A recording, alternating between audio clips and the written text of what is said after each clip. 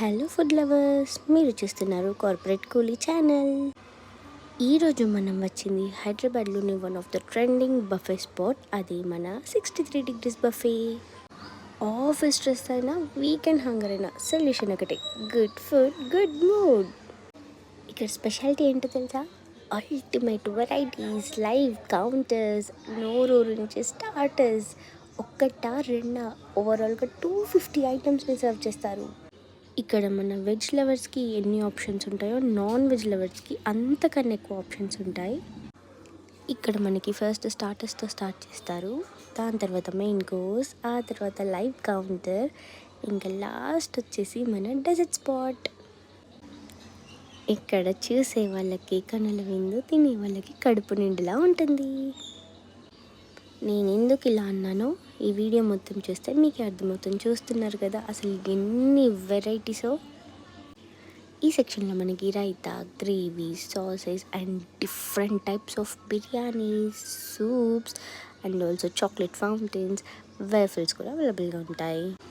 ఇక్కడ మనకి different types of creams, chutneys, pickles and also salads, boiled eggs and different types of pastas, curd rice, ఇవన్నీ అవైలబుల్గా ఉంటాయి.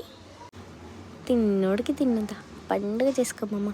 And also ఇక్కడ మన బర్త్డేస్ అయితే ఆ టీం మొత్తం కేక్ తీసుకొచ్చి భలే సెలబ్రేట్ చేస్తారు. అది మీరు వీడియో స్టార్టింగ్లో చూడొచ్చు. ఇప్పుడు మన ఫేవరెట్ స్పాట్కి వెళ్ళిపోదాం. అదే మన డెజర్ట్ స్పాట్. చూసారా మనకి డెజర్ట్స్లో ఎన్ని స్వీట్స్ అండ్ డెజర్ట్స్ అవైలబుల్గా ఉన్నాయో. చూస్తేనే నోరు ఊరిపోతుంది కదా మీ అందరికీ.